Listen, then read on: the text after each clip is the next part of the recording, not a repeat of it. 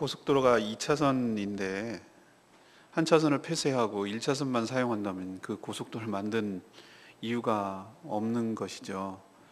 하나님께서 우리에게 은혜를 주시는 방편을 크게 두 가지를 주셨는데, 그 하나는 말씀을 통해서 우리에게 은혜를 주십니다. 말씀으로 다가오는 것. 말의 높임말이 말씀인데, 음파가 발사돼서 제가 말하는, 그래서 마이크를 통하고 스피커를 통해서 여러분 귀를 때리고 고막을 울려서 들어가는 것을 물리적으로 말이라고 하고 음파라고 하고 소리라고 하지만, 성경에서 말하는 그것은 그 은유가 단순히 음파가 아니죠. 물리적으로 이것이 바로 세상 사람들과 성경에서 말하는 그 인식의 차이인 것 같아요. 늘 물리적으로 생각을 하는 것이 한계점 때문에 하나님께서 주시는 그 소리가 물리적 음파가 아니라 파장이 아니라 그 안에 담겨진 생명인 것을 깨닫지 못하기 때문에 하나님의 은혜와 하나님의 놀라운 은혜를 경험하지 못하는 거죠. 근데 우리 개신교가 하나 약화된 게 하나 있는데, 하나님께서 말씀과 더불어 양대 축으로 여러분들에게 은혜를 주시기 위한 방편이 바로 성찬이에요. 그것을 너무나 약화시켰어요. 종교개혁이 말씀의 개혁이었기 때문에 그런 전통을 살리는 건데, 우리가 캐톨릭의 모습들을 벗어버려야 된다는 것이 너무 강하다 보니 좋은 것까지 놓쳐버렸어요. 그것이 바로 성찬, 성례 중에 하나인, 성례가 두 가지인데 세례 그리고 성찬인데, 성찬이에요. 우리가 생각하는 성찬이 여러분이 생각하는 것이 어느 정도인지 잘 모르겠지만 성찬의 의미가 우리가 생각하는 것보다 훨씬 깊어요. 그 의미가 굉장히 강하고요. 근데 저도 어렸을 때 그랬고 쭉 자라면서 또 교회에서 있으면서 또 배우면서 성찬의 의미가 너무나 형식적이고 의례적이 돼버렸어요. 그 모양새도 너무 정교화돼 버렸어요. 잔도 이만큼 되고, 그러니까 그 상징만 남은 거예요. 그리고 떡도 깍두기 썰기 해가지고 그거 먹고, 그것을 함으로써 약화시켰다라는 자성론이 일어나기 시작하고, 성찬을 다시 재해석하고 조명하려는 운동들이 일어났는데 저는 많이 공감이 돼요. 하나님께서 우리에게 이 성찬을 통해서, 떡과 포도주를 통해서 우리와 우리 몸속에서 함께 하시고, 우리와 실제적으로 유기적으로 녹아서 함께 하시고, 우리 몸속에서 역사하시고, 우리와 함께 하시는 것이 이것처럼 실제적이고 이것처럼 구체적이고 이것처럼 확실하게 물리적인 게 어디 있겠어요? 사랑하는 여러분, 이 놀라운 은혜를 재발견하시고, 가급적이면 저는 자주 했으면 좋겠다라는 생각을 갖는데, 세례를 받지 못하는 분들이 소외감을 느낄까 봐 그렇게 못하는 경우가 있지만, 세례를 다 받고 나면 이것을 가급적 할 수만 있다면 매주 하고 싶은 마음이 꿀뚝 같아요. 오늘 이 먹거리에 대해서 이야기하려고 합니다. 우리가 일상적으로 쓰는 말이죠. 다 먹고 살자고 하는 거라고. 그런 말 많이 쓰죠, 여러분들. 그리고 옛날부터 내려온 속담 중에 하나가 목구멍이 포도청이라고. 먹고 사는 게 그만큼 무섭다는 얘기예요. 우리는 지금 절대 기아를 넘어섰습니다만, 우리도 불과 50년, 60년 전에만 해도 정말로 절대 빈곤에 시달리고 먹고 사는 문제가 가장 큰 문제였잖아요. 전 근데 그 음식, 그때도 설교 시간에 얘기했습니다만, 음식이 갖는 이 은유, 메타포가 굉장히 크다고 생각해요. 하나님께서 왜 우리는 밖으로부터 어떤 음식, 뭐가 됐든 간에 그게 먹어야 우리가 사는가, 왜 인간은 그렇게 만들었을까, 이렇게 생각을 해봤더니 왜 스스로 그것이 살아갈 수 있는, 예를 들면 무슨 잠수함으로 지금 원자력 잠수함처럼 스스로 해가지고 에너지를 얻어서 그냥 계속 살 수 있는 존재로 안 만들고, 우리는 단 하루만, 아니 한 끼만 안 먹어도 막 힘이 없고, 물론 저도 40일 해봤습니다만 사람이 안 먹으면은 기운이 없고 그런 건 그렇잖아요. 그런 왜 존재로 만들었을까라고 제가 곰곰이 생각을 해봤어요. 근데 거기서 제가 은혜를 경험했다, 깨달았다 그랬잖아요.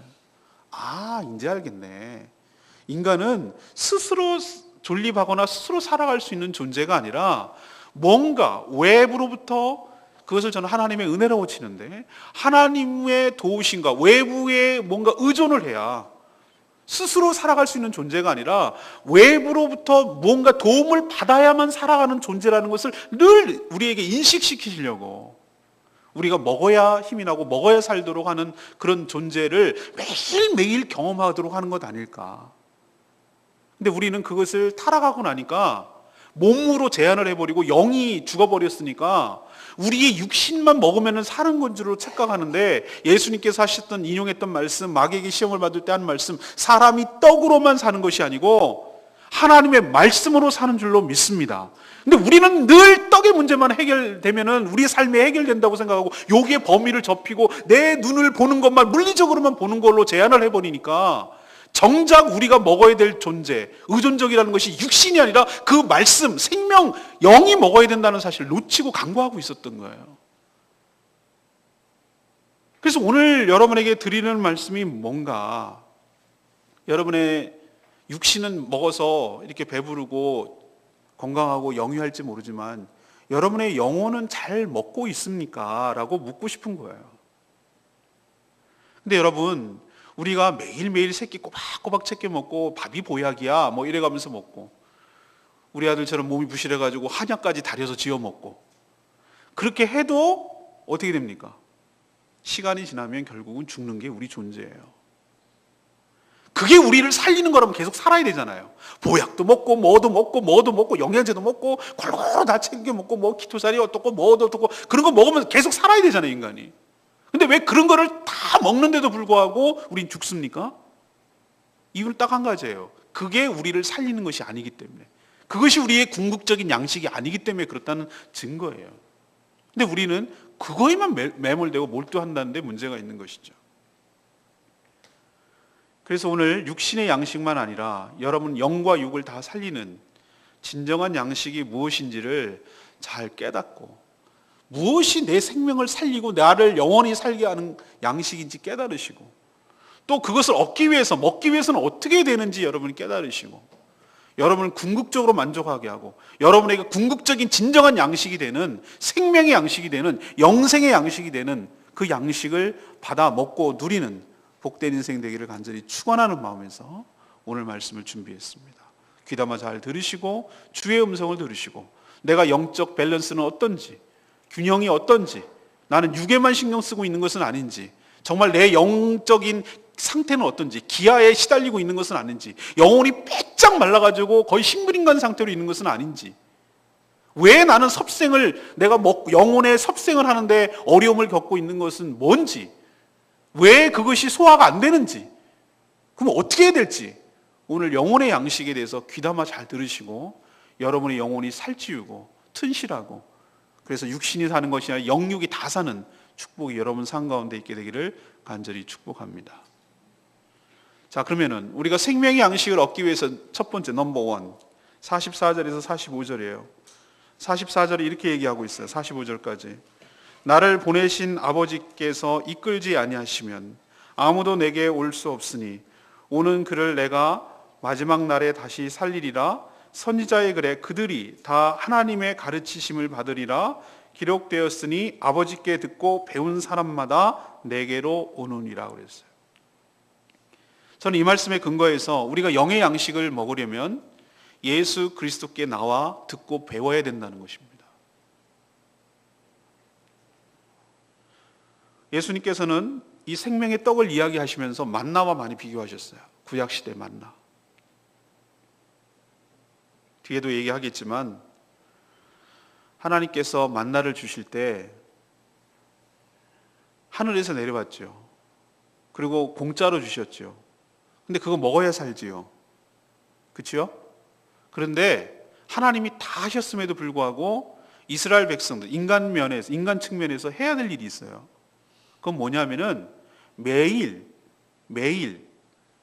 게으르서, 예를 들면 이런 사람이 있었어요. 개 중에 꼭 그런 사람이 있어요. 나는 매일매일 들에 나가서 그걸 거두는 게 너무 짜증나고 지쳤어. 싫어. 그냥 나 이틀치 모을래 라고 생각하고 모아놨는데 자기가 먹는 것이 한계가 있잖아요. 근데 그걸 먹고 내일 먹으려고, 내일 안 나가려고 봤더니 썩었어요. 또 개 중에는 머리 막 굴리는 사람 있잖아요. 야, 요거 봐라. 분명히 늦잠 자갖고 못 나가는 사람 있을 테니까 요거 다 더 걷어가지고 요거 장사해야지. 그래갖고 이득 남겨야지라고 하는 사람이 있는데, 그랬더니 그게 하루 지나면 의미가 없는 거예요. 근데 하나님께서 예외로 안식일 날만 이틀치를 더 거둘 수 있도록 하셨어요. 전 여기에서 굉장히 큰 은혜가 돼요. 여기서 우리에게 시사하는 바가 크다 이 말이에요. 뭐냐면은 우리가 자 보세요. 공짜로 은혜로 하나님께서 전적인 주권으로 하늘에서 하나님의 내려주시는 은혜라 할지라도 인간의 측면에서 보면 인간 입장에서 보면은 그 은혜를 실제적으로 받아 누리기 위해서는 내가 밖에 나가야 돼. 그것도 매일 나가서 그것을 가시처럼 진주처럼 내려오는 그 만나를 거둬야 돼. 그걸 조리 과정을 자기가 선택할 수 있어요. 그것을 빻아도 먹고 가루도 만들어 먹고 구워도 먹고 쪄도 먹고, 그것은 자기 몫이에요. 그건 내가 해야 되는 거예요. 그것까지 하나님이 우리 속에 이렇게 넣어주지 않는다고. 입 벌려. 깔때기 하나씩 박어. 그래가지고 입 벌려. 벌리고 있으면 자 들어간다. 무슨 공장 기계처럼 이렇게 넣어주지 않는다고요. 그건 내가 해야 된다고요. 그것까지도 하나님 보고 해달라 그러면 안 된다는 뜻이에요. 우리는 근데 하나님의 축복과 은혜, 그다음에 하나님의 영의 양식을 얻는 과정에 있어서 그것까지도 하나님 보고 해달라는 거예요. 그거는 내가 해야 된다고요. 매일매일, 오늘 제가 얘기했잖아요. 오늘 성경 말씀이 읽어진 대로 너희들은 매일 아버지께 듣고 배우는 사람마다 내게로 올 거라고 그랬거든요. 말씀을 듣고 배우는 자리로 우리가 매일매일 나가지 않으면, 하나님의 말씀을 접촉하지 않으면, 그것을 내가 먹고 취하고 소화하지 않으면 아무 소용없다고. 하나님께서 근처까지 왔다 하더라도, 근처에 내 먹을 것들이 널려 있다 하더라도 내가 그 자리에 가서 내가 손수 떠서 그것을 먹지 않으면, 그걸 욕심냈다고 일주일치 다 한꺼번에 먹을 수도 없고, 그거를 매일매일 시간 되는 대로 해가지고 그것을 섭취하지 않으면 나는 영적인 양식을 취할 수가 없다고요. 실질적으로 만나가 주변에 널려 있으면 뭐 할 건데요? 그것을 내가 갖다가 먹지 않으면 내게 아닌데, 내 양식이 아닌데, 나는 굶은 건데. 아이들이 속 썩일 때 그런 스트라이크 하잖아요. 딸내미들이 주로 그러는 것 같아요. 안 먹어, 밥 안 먹어. 그러면 이제 밥 안 먹은 게 자기가 괴로운 건데, 그렇게 함으로 부모의 마음을 아프게 해서 자기의 뜻을 관찰하려는, 뭐 그런 거잖아요. 자, 주변에 아무리 먹을 것이 있으면 뭐합니까?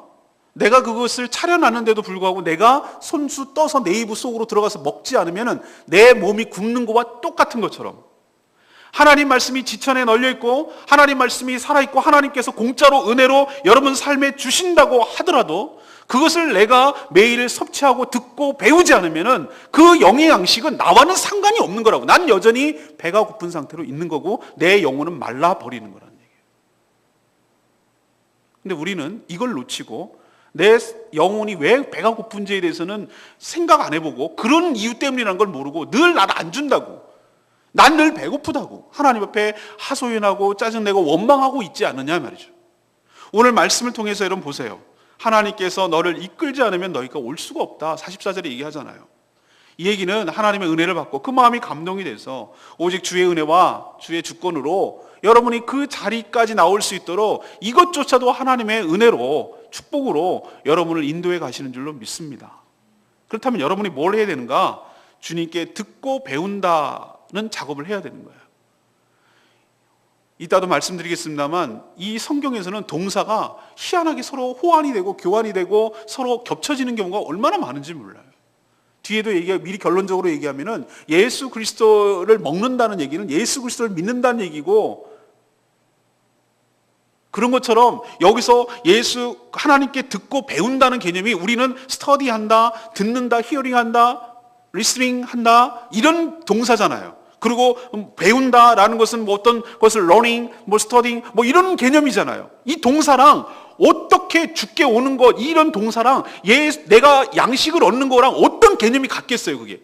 전혀 다른 동사인데도 불구하고 예수님께서는 오늘 놀랍게도 어떻게 얘기하시냐면은 하나님께 나와서 온다는 것을 자기에게 예수께로 온다는 뜻이에요. 그것을 말씀을 듣고 말씀을 배운다는 것을 어떻게 하냐면은 예수님 무슨 말씀하나 이렇게 듣는다는 물리적 개념도 있지만 그것을 넘어서서 예수 그리스도의 말씀을 들음으로 인하여 예수님이 내 안으로 들어가는, 예수님이 내 속으로 들어가서 내 생명의 양식이 되고 내 영의 양식이 된다는 의미로 예수님은 얘기하기는 거예요. 근데 사람들은 요 단계를 못 넘기 때문에 늘 배고프다라고는 느끼면서도 어떻게 해야 되는지를 모르고 늘 배고픈 상태로, 마른 상태로, 기아 상태로 영이 말라 비틀어지는데도 그렇게 살아가는 사람들이 얼마나 많은지 모른다는 뜻이에요.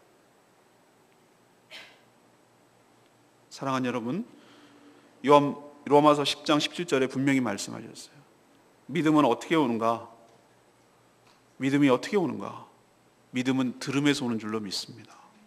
듣지 않으면, 다시 말해서 뒤집어서 얘기하면, 말씀을, 그러니까 들음은 또 하나님의 말씀이라고 했기 때문에 믿음은 들음에서 오고 들음의 내용, 컨텐츠는 하나님의 말씀이라고 그랬어요. 하나님의 말씀을 듣지 않으면 우리의 믿음이 생겨나지 않고, 믿지 않으면 우리 영혼이 마를 수밖에 없고 먹는 것이 아니고 늘 기아 상태로 있을 수밖에 없다는 거예요. 오늘 46절 말씀 보세요. 이는 아버지를 본 자가 없지만 오직 하나님께로 온 자만이 아버지를 봤다. 자, 예수 그리스도의 이 말씀을 듣고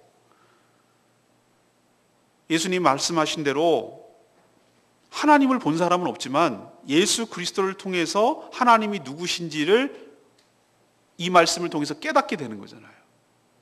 이 말씀을 안 들으면 예수 그리스도가 내 앞에서 무슨 얘기를 하더라도, 또 예수라는 자의 소문을 듣다 하더라도 예수가 누군지를 모르는 거잖아요.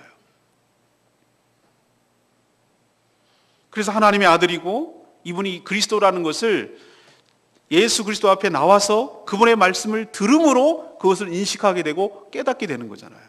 근데 그 자리에 나오지 않으면은, 그 자리에서 그 예수 그리스도의 말씀을 듣지 않으면은 이것을 깨달을 방법이 없고 내 영의 양식을 채워줄 방법이 없다는 거예요. 그러나 베드로의 고백을 보십시오. 후에 뒤에 나오지만 68절, 69절 보면 이런 얘기를 해요. 베드로는 예수께 나와서 예수님의 말씀을 통해서 나의 영혼의 양식이 뭔지를 깨달은 사람이에요. 안 사람이에요. 그 맛을 안 사람이에요. 만나의 맛을 알고 만나의 소중함을 안 사람이에요. 그래서 베드로가 이런 얘기를 해요. 다 이제 제자들이 떠나니까 예수님이 물었어요. 너희도 가려느냐? 이렇게 물으니까 시몬 베드로가 뭐라고 그러냐면은, 주여, 영생의 말씀이 주께 있사오니 우리가 누구에게로 가오리이까? 우리가 주는 하나님의 거룩하신 자인 줄 믿고 알았사옵나이다. 이게 어떻게 해서 가능했냐면은 베드로가 주님께 나와서 선지자의 예언된 대로, 이거 이사야 54장에 있는 예언이거든요. 주의 백성들이 주의 교훈을 받을 것이다 라고 인용한 말씀이에요. 예수님이 하신 말씀이. 근데 베드로는 그 말씀대로 예수님께 나왔고 예수님의 말씀을 들었고, 듣다 보니 믿음이 생겼고 확신이 생겼고, 그래서 이제는 그 맛을 알았고 내 영혼의 배고픔이 채워진다는 것을 깨달았기 때문에 예수님이 너희도 가려느냐라고 물었을 때 영생의 말씀이 주님께 있는데 내가 어떻게 가겠습니까? 당신은 거룩하신, 하나님의 거룩하신 줄 내가 알았고 믿기 때문입니다. 사랑하는 여러분도 이런 고백, 베드로의 고백이 여러분의 고백이 되기를 간절히 바랍니다. 영의 양식의 출처를 알았고 내가 그것을 먹고 취하고 있다는 거예요. 가라고 해도 이제는 안 간다는 거예요. 왜? 내 영혼이 살찌우는 것, 내 영혼이 건강해지는 것을 내가 확신했기 때문에 그러는 거예요. 오늘 첫 번째로 여러분에게 도전 주고 권면하는 말씀이 이거예요. 여러분, 우리는 육의 양식을 찾기 위해서 얼마나 노력하는지 몰라요.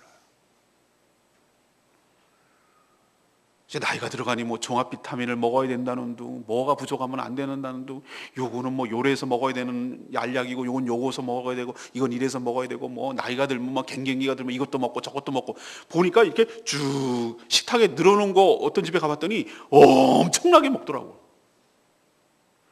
육의 양식을, 그리고 또 몸에 좋다 그러면은 또 뭐 때때로 뭐 장어도 한번 먹어줘야 되고, 뭐 스태미너가 부족하니 뭐도 뭐. 제가 보니까 제 생각인데 뭘 못 먹어서 문제가 생기는 게 아니고 너무 많이 먹어서 문제가 생기는 것 같아요. 제 생각에는 지나치게 많이 먹어서.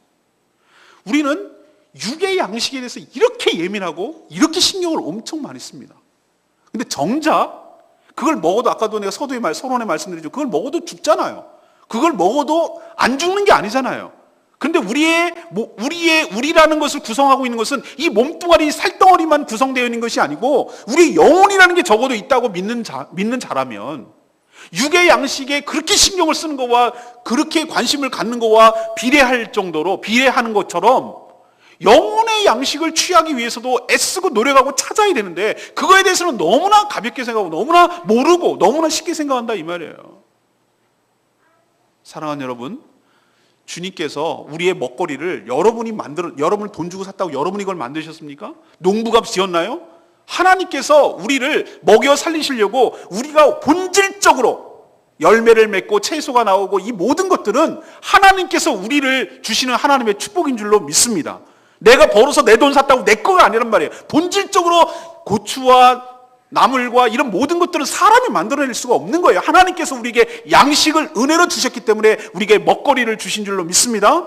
영혼도 마찬가지예요. 하나님의 말씀을 우리에게 다양한 방편을 통해서 우리에게 준비되어 놓고 우리에게 주시려고 이렇게 해놨는데도 불구하고 차려놨는데도 불구하고 그거를 내 발로 와가지고 그것을 먹고 취하고 하는 과정이 없으면서 나는 늘 배고프다고 말하는 이런 아이러니를 우리는 얼마나 자주 범합니까? 여러분, 말씀의 자리를 사모하시기를 부탁을 드립니다. 주 앞에 나와서 말씀을 듣는 수밖에 없어요. 우리는 딴 방법이 없어요. 다른 좋은 방법이 있으면 말씀해 보세요. 하나님께서 이 방법을 취하셨어요. 이 방법 외에 다른 방법이 있으면 성경에서 말씀해 보세요. 어떤 방법이 더 좋은 방법인지. 희한하게도 하나님께서는 우리의 눈높이에 맞추셔서 주의종을 통하여 또 말씀을 통하여 이 활자화된 말씀을 통하여 우리에게 그냥 음파가 전해져서 내 귀에 때리는 그런 게 아니라 분명히 형식은 그렇게 음파를 통하고 소리를 내고 그래서 우리 귀에 들어오는 것 같은데 그 말씀을 들음으로 그 말씀을 배움으로 내 영혼이 소생하고 내 영혼이 양식으로 채워지고 내 영혼이 배부르기 시작하고 내 영혼이 배불러 살찌기 시작하고 내 영혼이 건강해지는 놀라운 은혜를 하나님께서 이렇게 준비해 놓았으니 여러분은 그 자리에 나와서 그것을 먹고 그것을 배우고 그것을 듣고 그렇게 하심으로 여러분의 믿음이 확고해지고 견고해지고 여러분의 영혼이 살찌우고 여러분의 영혼이 건강해지는 축복이 여러분 삶 가운데 있게 되기를 간절히 축복합니다. 두 번째 제가 파트로 얘기를 하겠습니다. 61절에 뭐라고 그랬냐면 이런 표현이 있어요. 너희도 걸림이 되느냐? 이 말이 너에게 걸림이 되느냐? 이렇게 물었어요. 두 번째 여러분에게 얘기하고 싶은 건데 왜 그러면은 이걸 알겠는데 왜 나왔는데도 불구하고 우리의 먹는데 뭔가 장애가 있고 실질적으로 먹는데 어려움을 겪느냐? 우리도 어떤 것을 갖다 줬는데 이런 경우가 있어요. 이거 상했나? 이거 또 이상한 거 아니야? 뭐 이러면은 의심이 생기기 시작하면은 그 음식을 못 먹어요. 여러분 그렇죠? 근데 이게 출처가 어느 것이 맛이 이상해. 난 이거는 내 취향 아니야. 이게 어떻게 내 사람들이 좋다고 하지? 그래서 안 먹어버리면 그건 나랑 아무 상관없는 거예요. 아무 상관없는 거예요. 아무리 산의 진미를 갖다 놓고 보약을 갖다 놔도 먹어봐. 먹으면 너한테 몸이 좋아. 라고 백날 주변에서 얘기를 해도 자기의 선입견, 자기 취향, 자기가 어떤 것 때문인지 그게 장애물이 돼서 걸림이 돼가지고 먹지 않는다면 그것은 여러분 것이 되는 게 아니에요. 여러분 안으로 들어가는 게 아니니까. 우리도 신앙도 마찬가지예요. 예수 그리스도께서 여러분에게 말씀을 주고 또 주의 종이 이렇게 말씀을 선포하고 그러는데 여러분이 자체적으로 스크린을 하는 거예요. 난 이래서 싫고 이래서 안 먹고 이래서 거부하고 이렇게 돼버리면 그 말씀은 전혀 나랑 상관이 없는 거예요. 그런 장애물들이 뭔가 그 믿음의 장애물들이 뭔가 이걸 어떻게 내가 극복하고 넘어서야 내 것이 되겠는가에 대해서 예수님이 얘기하는 거예요. 지금 첫 번째는 뭔지 아십니까? 이 사람들이 왜 예수님을 막 찾았을까요? 우리 지난주 설교했듯이 기억나다시피 오병이 기적 때문에 그래요. 예수님 따라다녔더니만 예수님께서 놀랍게 오병이의 기적을 통해서 이들을 배불리 먹였거든요. 그러니까 열심히 예수님을 찾아다니고 왕으로 삼으려고 해요. 왜? 먹고 사는 문제가 해결됐거든요. 예수님만 따라다니면 다 해결되거든요. 그래서 예수님이 이들에게 책망했어요. 환영한 게 아니라 책망했어요. 너희들이 나를 찾고 구하는 것은 표적을 보고, 표적이라는 것은 기적이 아니라고 말씀드렸잖아요. 기적은 단순히 미러클이에요. 놀라운 일, 평상시 같지 않은 일. 근데 그것의 의미까지 더해져서 해석하는 거, 하나님께서 이 기적을 통해서 주시는 의미가 뭔지를 알아내는 게 표적이라고 제가 말씀드렸어요. 예수님이 뭐라고 그랬죠? 너희들은 표적을 보고 믿으려고 하는 까닭이 아니라 나를 따라다니면 이 배덩어리, 이 배만 채워지려고 나를 찾는 까닭이구나 라고 예수님이 책망하셨어요. 이게 바로 저는 첫 번째 장애물이라고 생각해요. 뭔 장애물? 예수 그리스도를 믿는 동기가 뭐냐는 거예요. 예수님을 찾고 구하는 동기가 뭐냐는 거예요. 왜 교회에 나오냐는 거예요. 왜 내가 하나님을 믿고 왜 예수 그리스도를 믿는 동기가 뭐냐는 거예요. 우리도 여기에 장애물, 이 가장 기초적이고 제1차적인 장애물에 우리가 걸려 넘어질 때가 있어요. 우리도 예수 잘 믿어서 우리 배를 만족시키려고, 육신의 배를 만족시키려고, 먹고 배부른 까닭 때문에 믿는 거예요. 예수 그리스도께서 오병이 기적을 일으켰으면 이분이 바로 우리가 믿어야 될 메시아구나, 이분을 내가 믿고 따라야 될 분이구나, 이분 때문에 하나님 보내신 분이구나 라고 믿고 우리의 영혼이 거듭나고 구원 얻는, 그리고 이 땅에 주님의 사명을 감당하는 그런 목적 때문에 교회에 나오고 신앙생활하고 예수 그리스도를 믿는 것이 아니라, 예수 잘 믿고 교회 이용하고 예수 팔아먹어서 내가 잘 먹고 잘 살려는 목적과 동기 때문에 예수를 믿는다면 예수 그리스도의 말이 들려오겠습니까? 이건 아닌데요. 그냥 먹을 거나 주세요 라고 생각하지 않겠습니까? 그게 바로 여러분의 첫 번째 걸림이 된다는 거예요. 우리가 점검해야 될 것, 나는 왜 다른 분들은 은혜를 받고 다른 분들은 그렇게 신앙생활 잘하고 이것이 막 은혜 된다고 얘기를 하는데 왜 나는 게 안 되지? 라고 하면은 내가 왜 교회에 오지? 내가 왜 예배를 드리지? 내가 왜 하나님을 왜 믿지? 내가 예수 그리스도를 왜 믿지? 그 동기와 목적을 근본적으로 살펴야 돼요. 나의 유익을 위해서, 나의 만족을 위해서, 내가 출세하고 성공하고 내가 잘 되기 위해서, 내 마음에 평안을 얻고 기쁨을 얻고 만족을 얻고 즐거움을 얻고 그러기 위해서 예수를 찾는다면 그것이 가장 첫 번째 걸려 넘어지는 장애물이 되는 거예요. 그런 장애물이 못 넘어서면 백날 주의 말씀을 듣고 배워도 그 깊숙이 내 안으로 들어가는 내 장애물이 되는 거예요. 못 들어가는 거예요. 내 속으로. 두 번째는 장애물이 또 있어요. 42절에 보면 이런 얘기를 합니다. 오늘 읽은 말씀인데요, 예수님께서 자신을 하늘에서 내려온 떡이라고 하니까 유대인들이 수근수근거렸어요. 뭐라고 수근거리냐면 42절에 나와요. 야, 쟤는 요셉의 아들 예수 아니냐? 내가 그 부모를 다 아는데 지가 지금 어디서 하늘에서 내려왔다고 그러냐? 라고 이 사람들이 얘기하는 거예요. 이 얘기는 뭐냐면은 예수 그리스도에 대해서 아는 거, 조금 아는 거, 그것을 가지고 나는 예수를 다 안다고 생각해요. 다시 말해서 이 사람들이 아는 거, 안다는 게 어떤 인포메이션이냐면은 저 예수라는 자가 나사렛 출신이고 나사렛에 성장했고 그 부모는 요셉이고 마리아고 그 직업이 카펜터, 목수고 그런 거 내가 다 알거든? 근데 지가 어디서 하늘에서 뚝 떨어졌다고 그러느냐라고 말하는 거예요. 근데 전 여기서 우리들이 하나님의 말씀을 듣고 배우고 우리가 먹는데 큰 장애물이 하나 있다는 걸 알았어요. 이들을 통해서. 그건 뭐냐? 우리의 선입견, 우리의 교만한 마음이에요. 높아진 마음. 우리도 어떤 사람을 알 때 요만큼의 정보, 아니 그런 정보도 없는데 그냥 인상착의 또는 그 옷 입는 거, 그냥 말투, 생긴 외모 이런 것을 딱 그냥 보고 그 알량한 몇십 년 동안 살아온 경험과 직관을 가지고 저 사람은 저런 사람일 거야 라고 딱 규정을 해버리고 단정을 해버린다 이 말이에요. 그리고 그렇게 봄으로 인해서 정작 그 사람의 진면목과 그 사람의 진실과 그걸 놓쳐버리는 우리를 얼마나 우리도 많이 범하는지 몰라요. 세상 사람들이 왜 예수 그리스도를 믿기가 어렵고 교회에 나오기가 어려운가? 자기가 직접 경험해 본 것도 아니고 이리저리 어디서 그것도 좋지 않은 네거티브한 부정적인 정보를 주워 들어가지고 자기가 만들어 놓은 예수, 자기가 만든 교회가 싫은 거예요. 그걸 다 안다고 생각하는 거예요. 나는 성경을 조금 부분적으로 요만큼 아는 거 가지고 나는 성경을 다 안다고 생각해요.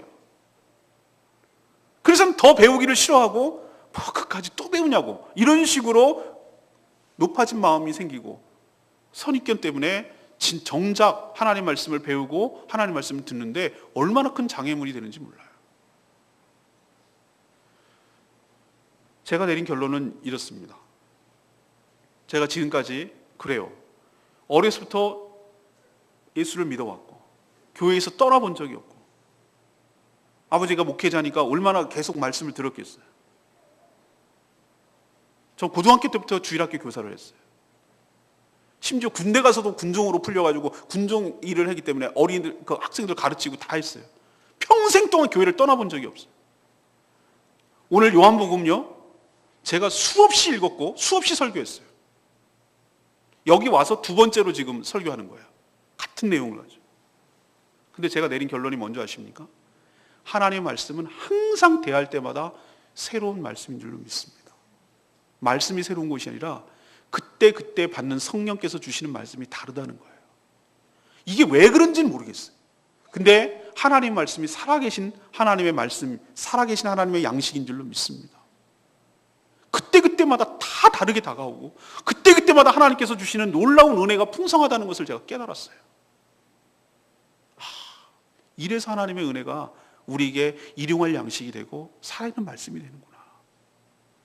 사랑하는 여러분, 저도 이럴진데 여러분이 어떻게 해서 신앙생활을 지금까지 해왔는지는 모르겠으나 조금 아는 것 같고 조금 부분적으로 그 알고 뭐 한 것 같고 마치 성경을 다 아는 양, 하나님을 다 알아버린 양, 내 속에서 손바닥에서 노는 양, 그렇게 말하는 것이 얼마나 내가 높아진 마음인지 여러분 깨달으셔야 됩니다. 그런 마음 가지고는 내가 하나님의 은혜를 경험할 수도 없고 하나님의 양식을 먹을 수가 없어요. 괜찮아, 그거 안 먹어도 돼요 이렇게 말하는 사람이랑 똑같단 말이에요. 음식을 줬는데도 불구하고. 요셉의 아들 아니냐 이런 마음 속에서 나도 이런 말을 내뱉는 것은 아닌지, 그래서 정작 생명의 말씀이 선포되고 생명의 말씀이 여러분에게 귓가에 들리는데도 자기가 가진 그 교만함과 선입견 때문에 탁탁탁 쳐내서 내 속으로 못 들어오게 하는 것은 아닌지, 오늘 내가 갖고 있는 장애물이 뭔지 오늘 말씀을 통해서 잘 살펴보시고 이런 장애물들을 제거하시고 넘어서시고 겸손한 마음으로 주의 말씀을 듣는 축복이 여러분 가운데 있기를 원합니다. 또 장애물이 있어요. 52절 보세요. 52절 뭐라고 그랬어요? 그러므로 유대인들이 서로 다투어 이르되 이 사람이 어찌 능히 자기 살을 우리에게 주어 먹게 하겠느냐. 이게 이들의 장애물이에요. 예수님이 내 살을 먹고 마시지 않으면 너희들이 참된 음료와 양식이 되지 않는다고 말하니까 이들의 반응이에요. 이게 아까도 제가 말씀드렸죠. 이건 지극히 내 육신적인 눈으로 판단하는 거예요. 쉽게 말해볼까요? 이것을 얘네들이 말하는 것을 쉽게 야, 우리가 식인종이야? 그리고 지가 무슨 먹을 것이 자기 몸뚱어리가 무슨 정육점의 살코기야? 그거 먹고 우리가 어떻게 지네가 준다는 거, 자기가 준다는 거, 여기 한 점 있습니다. 여기 가져가십시오. 여기 한 점 있습니다. 이런다는 얘기야. 우리가 또 그걸 어떻게 준들 먹어? 이 사람들의 인식의 수준을 알겠죠? 지극히 물리적이고 지극히 육체적인 판단 그리고 인식 이런 것 때문에 예수 그리스도를 믿는데 지극히 장애가 되는 거예요. 인간이 얼마나 철저하게 세속적인 가치관에 물들어 있는지 내 눈으로 보는 것만이 믿어지는 거라고 얘기를 해요. 근데 어리석게도 우리 눈에 안 보이는 것도 얼마든지 실제하는 것들이 굉장히 많은데도 불구하고 우리는 내가 만져지고 내가 느껴지고 과학적이라는 미명하에, 물리적이라는 미명하에 내가 느껴지고 실험적으로 가능하고 뭐 이런 것이 있어야만 나는 믿겠다 이렇게 말하는 사람들이 얼마나 큰 장애물인지 몰라요. 어리석게도 우리는 눈에, 아이들한테 그런 얘기를 합니다. 우리 눈에 안 보이지만 봐봐, 우리 숨 쉬는 건 어떻게 숨을 쉬지? 우리 눈에 안 보이지만 핸드폰의 전파가 여기 어떻게 오지? 불과 100년 전의 사람들은 전파가 이렇게 돌아다니고 그런다는 걸 상상해 냈겠습니까? 눈에 안 보이니까 없는 거죠. 우리도 지금 모른다는 것뿐이지, 알지 못한다는 것뿐이지, 얼마나 실제 하고 있는데도 불구하고 우리가 모르고 우리가 느끼지 못하고 우리가 알지 못한다는 이유로 아니야, 없어 라고 함부로 말하는 경우가 얼마나 많은지 몰라요.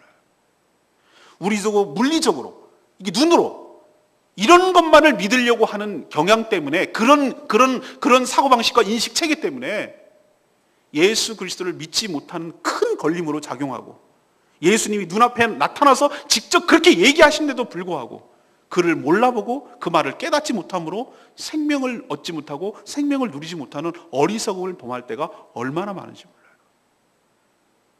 우리도 말씀을 선포하고 말씀을 들을 때, 에이, 말이 되냐 이게? 어떻게 처녀가 애를 낳냐? 그리고 어떻게 물 위로 사람이 걷냐? 이게 물리적으로 안 되는 거거든? 이렇게 생각하면서 탁탁 쳐냄으로 인해서 하나님의 무한하신 가능성과 무한한 능력을 스스로 제한해버려서 정작 안 믿는 것까지는 좋은데 안 믿음으로 인하여 내 영혼이 죽어간다는 것은 깨닫지 못해요. 저는 믿어지던데요. 천지를 만드신 분이 무리를 걷는 게 그게 뭐가 그렇게 어렵습니까? 이 땅에 사람을 창조하신 분이 성령으로 잉태하시는 것이 뭐가 그렇게 어렵습니까? 하등동물요? 암수가 같이 있어요. 한 몸에. 더 하등동물일수록 환경이 변하면요, 얘가 수컷이 될까 암컷이 될까 이것을 결정해요. 한 몸에 암수가 된다니, 그게 더 하등하다니까요. 지금도 현존하는 동물 중에 아메바 같은 그런 동물들은 암수가 환경에 따라 결정돼요. 번식이 더 많이 필요하면은 암것으로 바뀌어요, 몸이. 그런 하등 동물도 그렇게 환경에 따라서 바뀔 수 있는데, 우리의 얼마나 고정되고 고착화된 사고방식이 하나님의 말씀을 받는데 제한을 받는지 모른단 말이에요. 사랑하는 여러분, 여러분도 마음문을 활짝 열기를 원합니다. 예수님께서 이 말하는 그것이 물리적인 것이 아니라 영적인 것이며, 그것이 비유하는 것이 정말로 이 세계에서 일어나는 이런 물리적인 일들이 아니라 바로 하나님께서 생명을 주시려는 그런 영적인 얘기를 하고 있다는 사실을 좀 깨닫고, 믿음의 눈으로 하나님의 말씀을 바라보고 믿음의 귀로 하나님의 말씀을 들어서 여러분도 생명을 누리게 되기를 간절히 바랍니다. 또 걸림돌이 있어요. 마지막 걸림돌인데요, 60절이에요. 60절에 뭐라고 그런지 아세요? 제자 중, 전 여기서 쇼킹했어요. 안 믿는 사람이라고 말하지 않았어요. 제자라고 말했어요. 제자 중. 그러니까 예수님을 따라다니고 뭔가 있나 보다 해가지고 따라다니는 제자였어요. 제자. 여기서 충격을 제가 받았어요. 안 믿는 사람들이야 그럴 수 있다고 치지만 예수님을 믿겠다고 따라다니는 사람 중에서 여러 명이 이 말씀을 듣고, 이 생명의 말씀, 가장 복음에서 핵심되는 말씀인데, 이건 죽고 사는 문제가 달려있는 그 영혼의 구원과 관계되는 직결되는 문제인데도 불구하고 이 말을 딱 듣더니 뭐라고 하는지 아세요? 어렵도다. 이 말씀은 어렵도다. 누가 이 말씀을 알아들을 수 있겠느냐 라고 말하더니만 그때부터 뭐라고 그래요? 떠나가니라. 66절. 그때부터 제자 중에서 많은 사람이 떠나가고 다시 그와 함께하지 않더라. 이해를 못하니까. 이해를 못하면 떠나가요. 우리가 많이 신앙에서 떠나가는 이유가 뭐겠습니까? 하나님의 말씀, 생명의 말씀을 이해를 못하니까. 받아들일 수 없으니까. 수용할 수가 없으니까. 그래서 떠나가는 거예요. 그런데 그때 12명의 제자에게 예수님이 물어요. 너희도 가려느냐? 이렇게 물어요. 그랬을 때 아까 말했듯이 시몬 베드로가 영생의 말씀이 주께 있는데 우리가 어디에 가겠습니까? 라고 대답하는 것이 그런 맥락 속에서 나오는 거예요. 근데 저는 마지막에 장애물이 뭘까라고 생각을 해봤어요. 그랬더니 믿음의 인내 부족이에요. 우리가 처음에 척척 알아듣는 사람도 있어요. 그러나 어떤 사람은 한 번에 못 알아들어요. 제가 이런 얘기를 하고 무슨 얘기를 하고 그래도 못 알아들어요. 못 알아듣고 여러 번 다양한 각도에서 다양한 앵글을 통해서 이런 얘기 저런 얘기 이런 얘기 복음을 이렇게 저렇게 이렇게 저렇게 다양한 여러 번 반복적으로 또 이런 식으로도 얘기하고 저런 식으로 얘기하고 이런 식으로도 얘기하고 이렇게 얘기할 건데, 그렇게 할 기회가 있는데 내가 한 번 딱 듣고 모른다는 이유로 못 알아듣겠다는 이유로 이거 아니네 이거 라고 생각하고 떠나버리면 그 기회를 스스로 버리는 거예요. 베드로요? 왜 이런 고백을 할 수 있었는가? 자기가 처음부터 척척 알아들었겠어요? 이렇게 알아듣고 고백해도 나중에 예수를 3번이나 부인한 사람이, 그게 인간이에요. 완벽하지가 않아요. 그러나 하나 베드로와 떠나간 제자와 다른 점이 하나 있다면, 내가 당장 100% 이해가 되지 않는다 하더라도 생명의 말씀이 내가 있다는 것만은 내가 알겠습니다. 그러니 내가 믿음으로 인내하고 이 자리를 고수하고 이 자리를 사수하고 떠나가지 않겠습니다. 그런 자에게 하나님의 은혜가 임하게 될 줄로 믿습니다. 우리는 너무나 인내가 부족해. 너무나 기다림이 부족해. 그래서 조금만 아니다 싶으면 어렵도다. 내 마음에 어렵다는 얘기는 내 마음에 안 든다. 나는 수용할 수가 없다. 나는 받아들일 수가 없다. 그것 때문에 떠나가는 게 쉬운 거예요. 그렇지만 어렵고 힘들더라도 그 자리를 고수하고 그 자리를 남아서 주의 말씀을 무엇인 말씀을 하시는지 귀담아 듣고 그것을 깨달을 때까지 믿음의 인내 싸움을 하는 것이 힘들단 말이에요. 그게 더 힘든 거예요. 그러나 믿음의 싸움, 믿음의 인내를 하는 자에게 하나님께서 결국은 끝내는 하나님의 은혜, 하나님의 축복, 하나님의 생명의 말씀이 들려지고 깨달아지고 그것이 나에게 섭생이 되는 놀라운 은총이 여러분 삶 가운데도 있게 될 줄로 믿습니다. 오늘 63절 말씀 두 번째 결론입니다. 살리는 것은 영이니 육은 무익하니라. 내가 너희에게 이른 말은 영이요 생명이라. 사랑하는 여러분, 우리도 이 육의 한계를 넘어서게 되기를 바랍니다. 살리는 것이 영이에요. 육이 아니에요. 육은 무익하니라. 육이라고 말하는 그 메타포 안에 얼마나 많은 것이 들어가는지 아시죠?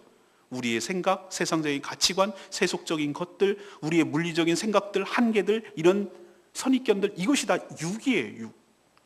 육은 무익하니, 아무런 도움이 안 되니 살리는 것은 영이다.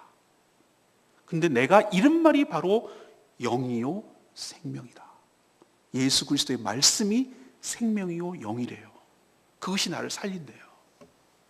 이 말씀을 깨닫는 축복이 여러분 가운데 있기를 축복합니다.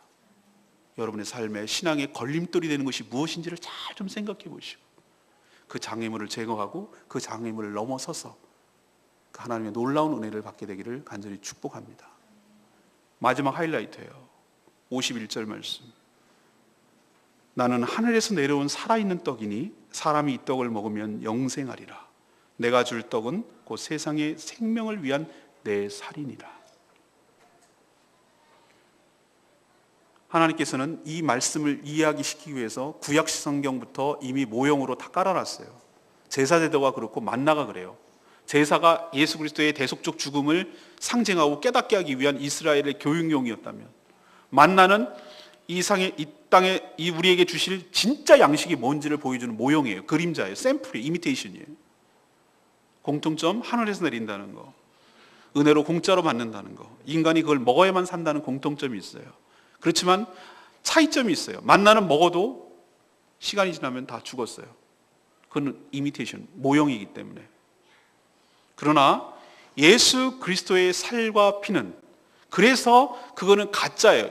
우리 이미테이션을 보면은 식당에 놓고 보면은 모형 놓은 거 가짜. 그거 먹어도 죽어요. 안 먹을 수도 없고. 그래서 상대적으로 그거는 거짓 양식이라면 예수 그리스도께서 자기 살과 피를 뭐라고 오늘 표현하면 참된 양식이요 참된 음료다라고 했어요. 55절 보세요. 내 살은 참된 양식이요 내 피는 참된 음료로다. 내 살을 먹고 내 피를 먹는 자마다 나로 말미암아 살리라고 그랬어요.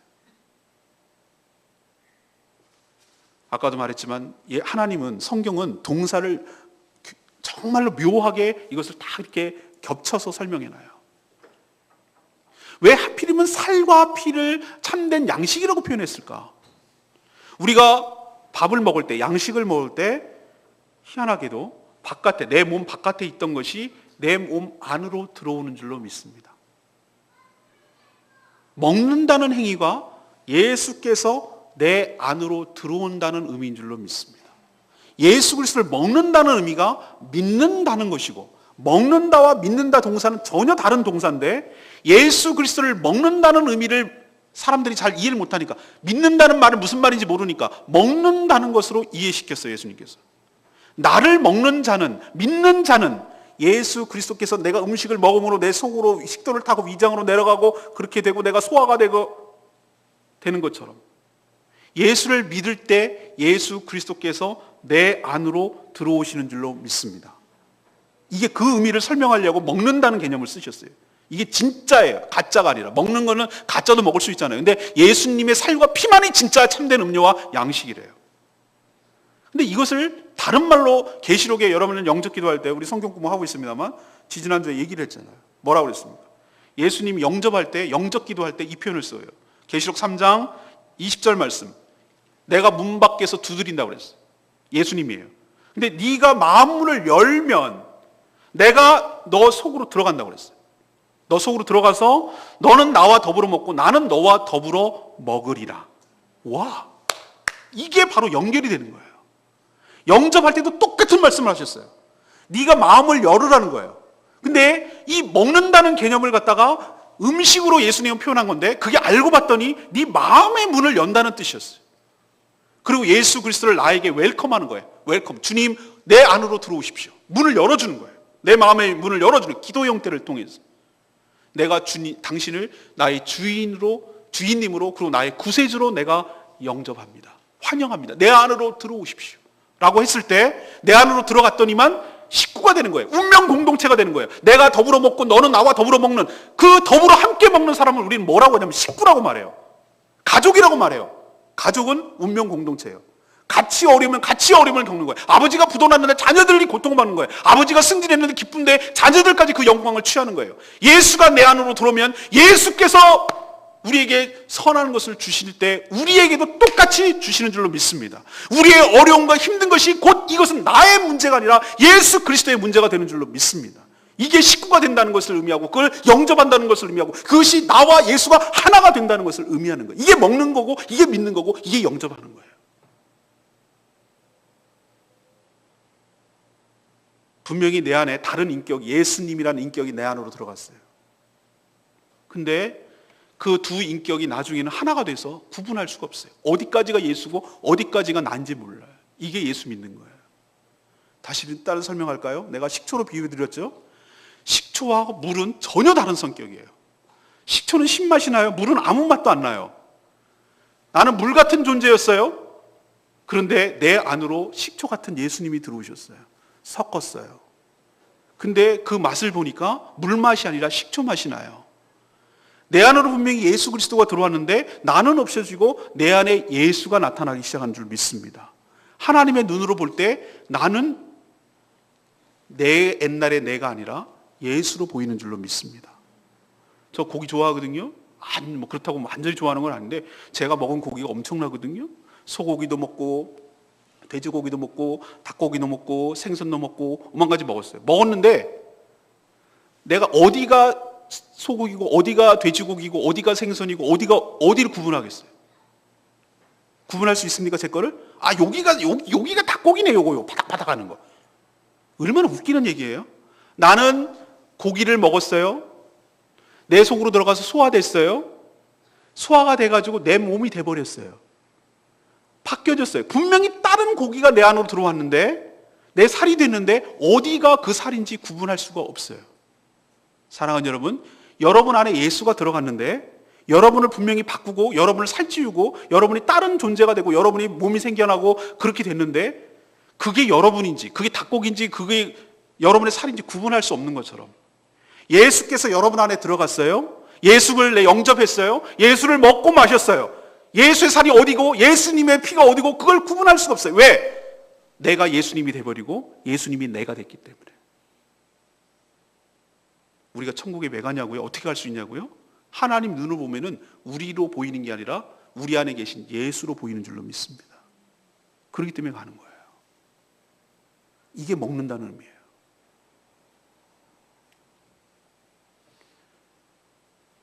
운명 공동체. 예수 그리스도께서 원래부터 영원하신 분이에요. 그리고 그분이 생명의 원천이에요. 그분은 죽어도 사는 분이에요. 우리 안에 예수가 있기 때문에 구원의 3종 세트, 부활, 생명, 영생을 예수님과 똑같이 우리도 누리게 되는 줄로 믿습니다. 이게 바로 내가 예수 그리스도를 먹는다는 의미예요. 이게 성찬의 의미고, 잊어버리지 말라고 성찬 예식을 행하는 의미고.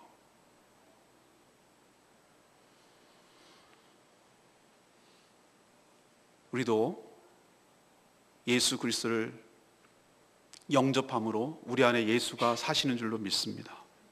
그걸 단회적이고 딱 한 번으로 하는 거지만 그 뒤에도 예수 그리스도의 말씀이 곧 로고스고, 로고스가 곧 진리고, 진리가 곧 예수 그리스도예요. 말씀이 활자화된 것을 갖다가 우리는 말의 높임말을 말씀이라고 하지 않고, 희한하게도 성경에서는 그 말씀이 예수래요.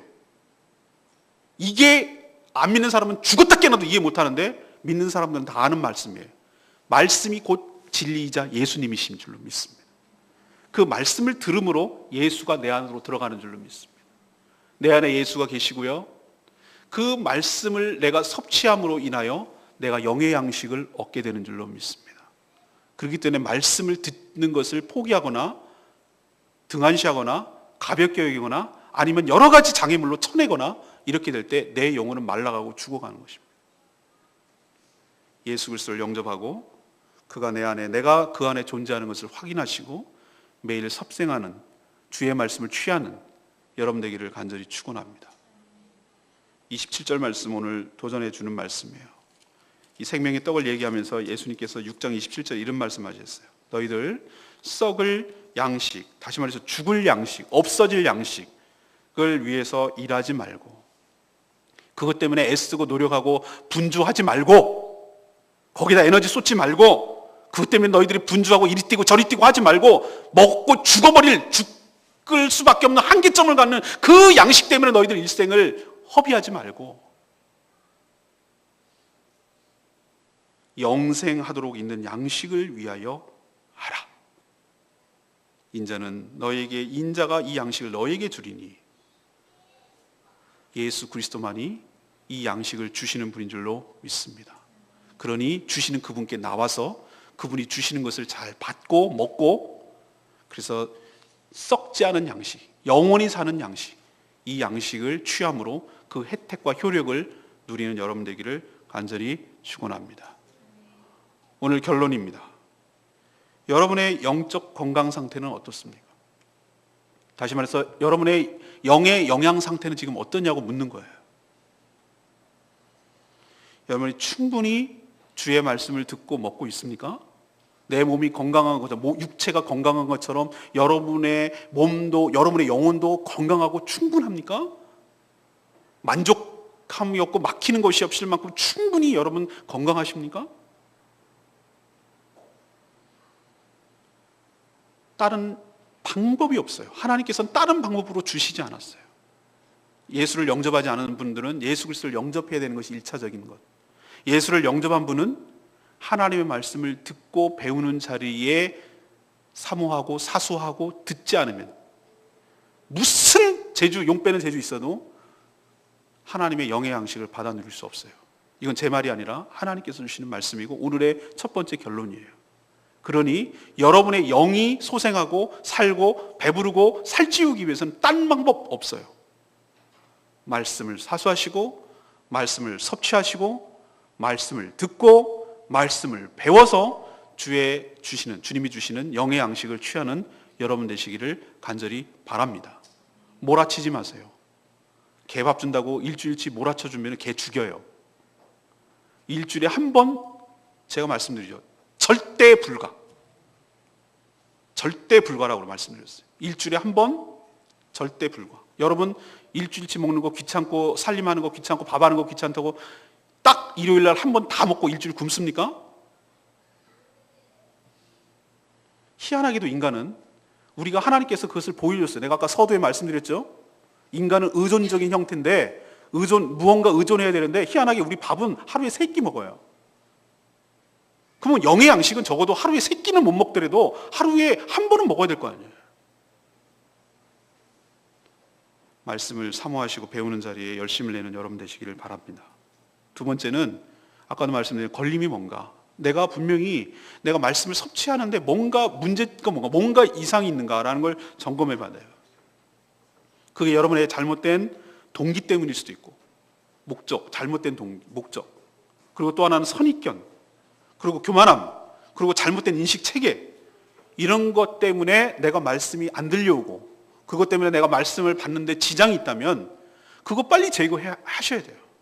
우리도 뭔가 식도가 뭐가 문제가 있고 위장에 뭐가 문제가 있으면 빨리 그걸 조치를 해서 내가 정상적으로 소화하고 적상적으로 섭취하고 섭생할 수 있도록 그 조치를 하는 거잖아요. 몸은 그렇게 하잖아요. 영혼도 내가 뭔가 음식을 섭취하는데, 다시 말해 영의 말씀을 먹는데 뭔가 장애가 있고 걸림이 있다면 그게 뭔지를 제거하셔야 돼요. 그래야 말씀이 들어가고, 말씀을 들어갖고 믿어야 내 영혼이 살아날 줄로 믿습니다. 세 번째는 뭔가? 내 안에 예수님이 있는가? 그분의 음성이 들리는가? 그리고 내 안에 예수가 사는 건가? 아니면 내가 여전히 사는가? 예수 그리스도를 믿으면 나는 없어지고, 식초에 불을 타는데 식초 맛이 나듯이 나는 점점 없어지고, 내 안에 예수가 나를 장악하고 예수가 나를 지배하고, 내 말도 예수의 말, 내 행동도 예수의 행동, 내 마음도 예수님의 마음이 점점 되어가는 것이, 그것이 신앙생활 잘하는 것이고 예수님을 닮아가고 믿는 것 아니겠습니까? 오늘 말씀을 통하여 저를 포함해서 저도 오늘 말씀에 저를 비춰보고서 내가 어디에 문제가 있는가, 나의 상태는 어떤가, 이것을 잘 살피시고 여러분 충만한 은혜를 누리시고 영적인 배부름을 얻고, 단순히 배부름이 아니라 영생을 얻고 생명을 얻고 하나님의 놀라운 축복을 누리는 복된 인생 되기를 간절히 축원합니다. 오늘 말씀 붙들고 찬양집 54장 부르고 기도하겠습니다.